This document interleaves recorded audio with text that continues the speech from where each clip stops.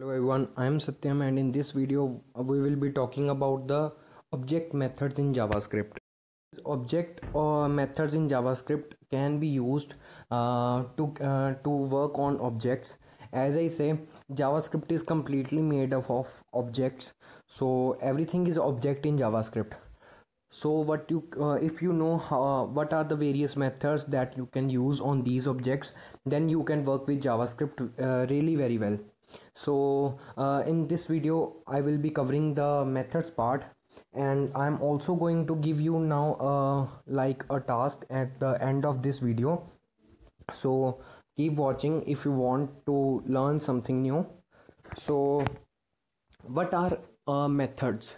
You all know now.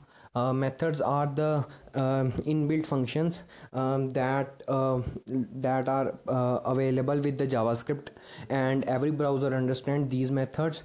And there are some methods that can be understood by some specific browsers, because when the internet is created, then after that the development of the browsers and all the applications that uses internet is started. So someone develops something at much faster than the others. So there is a you can say unbalanced system there.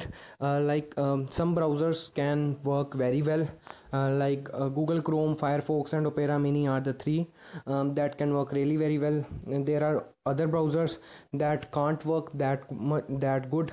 So you have to create your web apps or websites according to the need of the users, and you have to see how many users use what kind of browser, and according to that browser you have to work. So there are many things you have to keep in mind while designing or creating your application. For designing and creating your application, you all need to know about the exact syntax of JavaScript and how you can use that, so that you can mix that up with your logic. And then when your logic is mixed up with the correct syntax, then you end it with a great product. So if I say, you have to take the input from the user and then print that value, then now you know that how to print that value and how to take the input from user. So that's a very simple task. If I say you have to draw some kind of pattern, that you have to draw you have to create a string, or you have to create a number in such a way that the number contains like 5 zeros, 3 ones, 2 fives, as just like that. So you have to think about that program first. So before diving to that logical concepts, we have to learn about the syntax. So the how to improve your syntax, how you can improve your syntax knowledge is just by practicing. The more you practice, the more you get. So let's see what are the object methods. So JavaScript methods are the actions that can be performed on objects. So these are basically the actions, suppose if I have a e-commerce website, or if I have a social media kind of app, when I fill my details like my login ID and my password, and when I click on email, on clicking the login button, I get all my info, and to which I have sent messages. I can see the images of others. So after clicking that button, I will get to know all my details. So these are basically the events. So like the actions that can be performed on objects are known as methods. Like there is an object and I want to get the name of that person, or the first name of that person, then I know how to get that value. So a JavaScript method is a property containing a function definition. So a JavaScript, till now we have worked with the objects that don't contain a method, but that contains something like simple key value pairs. But as I told you, that the objects can hold anything, like arrays, strings, integers, floating point numbers, or characters, or anything, or an object property can also contain another object. so that depends completely upon you. So you create an object method with the following syntax. Method name, it is similar to the property name syntax, and then colon, and then the function. Then we use the function keyword, and then the body of that function. So let's see what we have here. So this is the example. Like I have a variable whose name is person1, and it's an object. So it has some properties, and you can see its last property is average, which is a function which I have written like function abc, and then return a plus b plus c divided by 3. So that parameter takes 3 arguments and then give us their average. So it's basically, what is this? It's an anonymous function. You have worked with anonymous functions before. In my previous tutorials I have covered the topic of anonymous functions. So after that I have how you can like assess these values now. So you can assess these values like you can use the dot operator, you can use the brackets notation, but for methods I generally use the dot operator.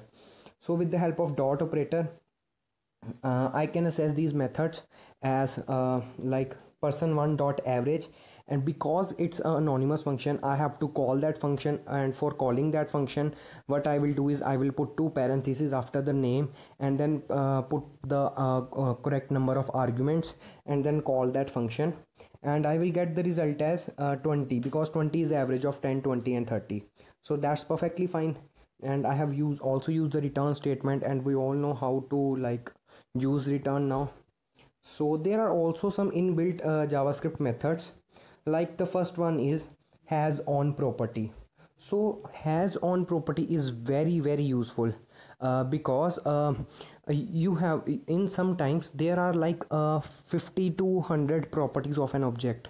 In that case you don't have that much time to check for each property, like whether there is a property called first name or not. So there is a inbuilt method, so you can use that. I have used that inbuilt method has own property. It's known as has own property, and I can access that with the same dot operator.